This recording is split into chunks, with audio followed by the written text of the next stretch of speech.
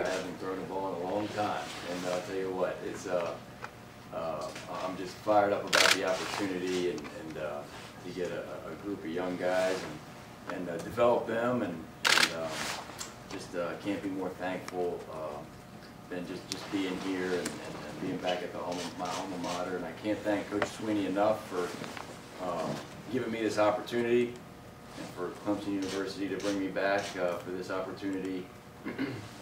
Just really excited about it. Talk about when you were your senior year, I think you got the first look at what now is evolved in terms of these kinds of offenses, and it was probably a big change for you and for the program. Can you address that, what you recall about it, and what went through your head? Yeah, you know, it was with obviously Coach Bowden's first year was my senior year in '99, and along with Coach Bowden was Rich Rodriguez and that fast-paced no-huddle offense, and you know, didn't really know what to expect.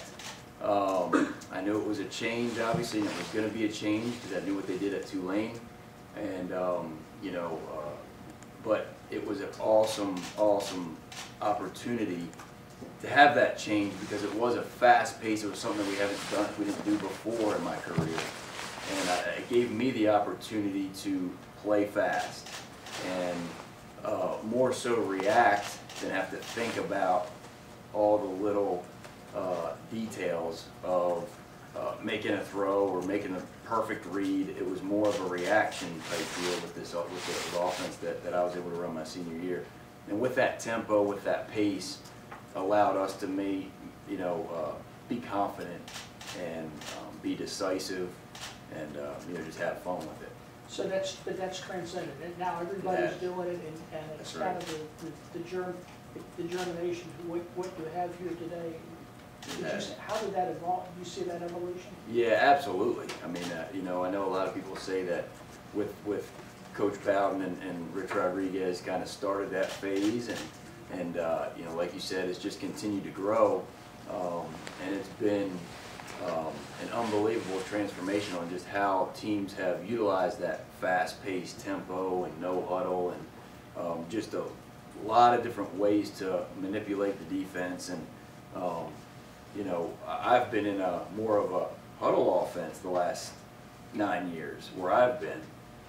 We've done some no huddle, but just watching it through other people is such a neat process, and it definitely has you know, evolved into something special, and a lot of people are doing it now for good reason.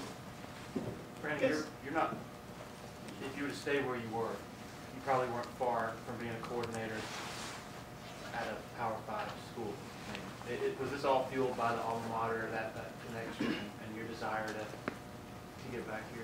It really is. You know, I know Coach Sweeney said it was a matter of time before I was able to get back here, and you know, I've been waiting for this opportunity for a while, and I can't think of a better timing. I'm just blessed to have this opportunity, and you know, being a coordinator for the last 6 or 7 years, you know, it's been a great experience, and I've learned a lot. I really truly believe that it was great for me to be away from here and to learn and to grow professionally and personally, and at the same time staying in touch with Coach Sweeney and the Clemson Nation, and just being you know, still involved with them personally, I think was obviously really important. And just, you know, like I said, just having this opportunity is special, and I can't think of a better timing for it. When did you first know that you may get this opportunity right here? Well, you know, Coach Sweeney and I have talked ever since he's been the head football coach here, just as far as, you know, what he believes in, and you know, obviously has told me in the past that, you know, I want to get you back here, and you know, the timing's got to be right, and that sort of thing. And then, you know, obviously, you know, Chad leaving and that whole thing kind of started the ball rolling there. You know, I knew that I figured I was going to be in the mix, and spoke to him briefly after it happened, and he just said, you're going to be in the mix, and just, you know, just hang tight. you know, he was in the middle of recruiting. I was still in my season at Richmond, and you know, I think it was one of those deals where after the season and after he settled in a little bit with thinking about it, it just came you know, just came about, and it worked out perfectly. So.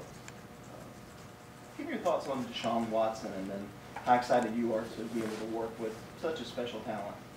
Well, I'm obviously very excited, and you know, as football coaches, if you're not in the program already, like I was at Richmond, so I didn't get to see him play much other than a couple night games on national TV, and you know, so I haven't had an opportunity to see him play a lot of football. What I did see, I mean, it was special. You know, I got to see him play a couple games at most, and I could tell, just being an outsider, that he had something to him other than being very talented. You know, I could tell he was great with his feet and great with throwing, but even more importantly, I could tell he had poise as a true freshman, you know, which you just don't see. And I got the opportunity to sit down with him yesterday, fortunately enough not to talk football at all, just to get to know him. And it just kind of reconfirmed some things that people have been telling me about him, and he just seems like a great kid, a down-to-earth kid, and willing to work and do whatever it takes. And those are the type of kids that you dream about coaching. And so I'm excited about him and being a part of this thing. I just don't want to screw him up, you know, that's the big thing. What's going to be your plan in the spring, being that he's going to be on the sideline, trying to get him used to your way of coaching since he's used to Coach Morris? Yeah, absolutely. I mean, obviously it'll start in the meeting room, and him understanding my expectations and how I do coach. And he'll see that, you know, in the bowl practice. He'll see that in spring practice. And he'll obviously get those quickly with the expectations. And then, you know, I think in a lot of ways it'll be good for him to take a step back. Take a step back and kind of absorb my coaching style with some of the other guys, and just have an opportunity to, you know, just think about what he needs to do, and kind of see it from a different perspective. And so I think that'll be an advantage for him in some ways, just being able to go through that process. And, you know, as he gets used to how I teach the drills and how we move forward as an offense, and all those things, and I think it'll be a great opportunity. What's about the here and now, trying to get a quarterback his confidence back for this one game against Oklahoma? Obviously Cole has not played as well as he would have liked. Is there something that you found in the past that you know, kind of works to get a guy to believe that he can do it again? Absolutely. You know, I know a little bit about these guys, but I don't know much about them. I know a lot of it is just, you know, statistics, or talking to some of the guys, you know, in the program. But I'll tell you what, in my mind, it's a new season. It's a bowl season. It's a whole new outlook on, you know, where we need to move forward. At least in my room, in the quarterback meeting room. You know, it's an opportunity to have a clean slate and start over, and go out there in an attack mode mentality, and regain that confidence. And you know, I know going into the season, and in the past, you know, Cole has a ton of talent, and I've just heard that from so many people, and it's just a matter of getting that confidence back, and I know he will, and it's going to start today. You know, it's going to start today with how I approach it, and how he approaches it. But it's a new opportunity, and I think that's the biggest way to do that. You've taken jobs, obviously, at other places. How is the feeling different, not only coming back home, but also knowing that, or coming back to your alma mater, but also knowing that, you know, fans, you were a fan favorite, as a player, and a lot of the talk here in recent weeks, you've kind of been the guy that the fans wanted to see come back and take this role. Well, it's really neat to just hear from people after I was able to get this job, and it's amazing, the support, and it just stems from the environment of Clemson University. It really does, and the environment that the athletic department has has had, and with Coach Sweeney and everybody else. But it's a great feeling, like you said, to come back to your alma mater. Just like Jeff and Tony said, you know, their wives went here as well. So did my wife, and you know, so it's just as a whole family, it's such a neat opportunity. And everybody, and we have a bunch of friends here already. A lot of the people that are on this staff, not just coaching staff, but training staff and doctors and you know, equipment guys. I mean, everybody, a lot of guys are here from when I was here. And so it's just neat to see familiar faces, and them welcoming me is very comforting. You have an award named after you, the Toughness Award. In your experiences, you know, you got banged up a lot, but you always found a way to come back and fight through it. With Deshaun, it seems he's having that same kind of thing right now. How do you use that experience with you to help him get through some things? Absolutely. I mean, it was definitely a roller coaster as far as injuries whenever I was here. But like you said, I was able to overcome those for a lot of for a lot of reasons. I think, and Deshaun and I had this discussion yesterday. I'm going to be able to relate to him in a lot of ways because of that. I was able to, you know, only just take one day at a time and focus on getting better, and mentally being able to stay positive and knowing that I can only control so much. And by me being able to relate to him in that aspect, I think can help him. You know, I also think, you know, I know Coach Sweeney was up here talking about, you know, just a little bit about, you know, everybody heals differently. And, but I do believe it is mentally how you approach it.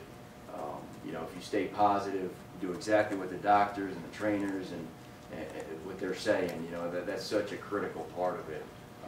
You know, my prayer life was big during that time, and it helped me get through it. You know, my faith helped me get through it, and I really truly believe that was a big part of getting back earlier than I normally would have.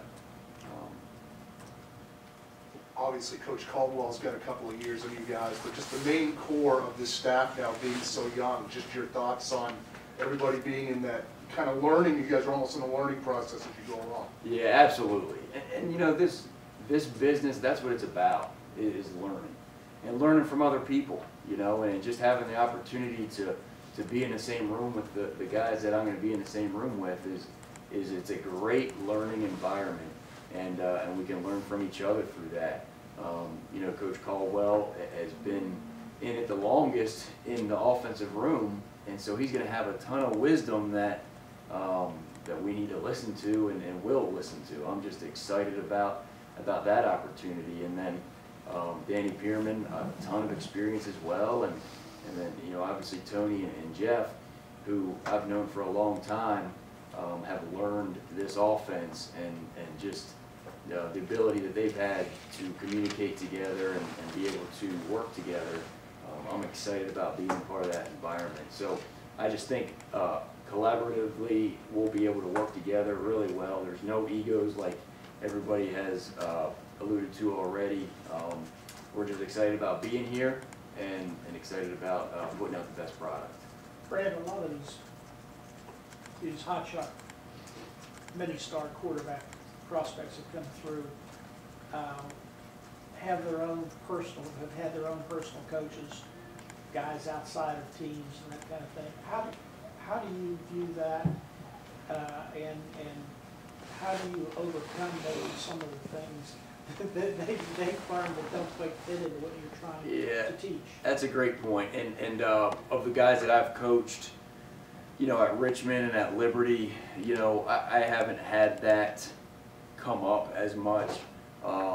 You know, I do think that sometimes, you know, that there's been guys that I have recruited or even transfer players that we've gotten that in the past have utilized other quarterback coaches outside of the university. And, you know, in some ways I do think that that it can be a distraction if you have too many guys telling you different things. So I think the most important thing is that they understand how I am as a coach and that what my expectations are. And then, you know, just not dealing with it much in the past, you know, I think it just depends on what type of coach are they really and what are they really doing to help them progress as a quarterback. But I think the less voices in a kid's ear, I think helps him move forward because he knows exactly what he needs to do. And obviously, you know, I think that'll be the most important thing. Is there any possible way to overstate just what it's like to be able to go into a recruiter's home or a recruit's home, and you've got you, Jeff, and Tony to be able to say, we all played here, we're back here coaching here, we met our wives here. I mean, that just seems to me that would sell a guy right off the bat. Well, it's powerful. I mean, it is. There's no question it's going to be very powerful. We can give them so many of our experiences as a player and the positive things that happen, not only as a player, but just being part of the university that we all believe in and have that passion about. And so that's just going to illuminate the room. I really believe it. And it'll make it that much smoother for us to communicate with a recruit because we believe in the same thing. So there's no doubt it's going to be an advantage, and I'm just excited about getting out there in January and being able to have that opportunity. Any other questions? Any recruiting coordinator questions? All right, well, Thank you, guys. Thank you.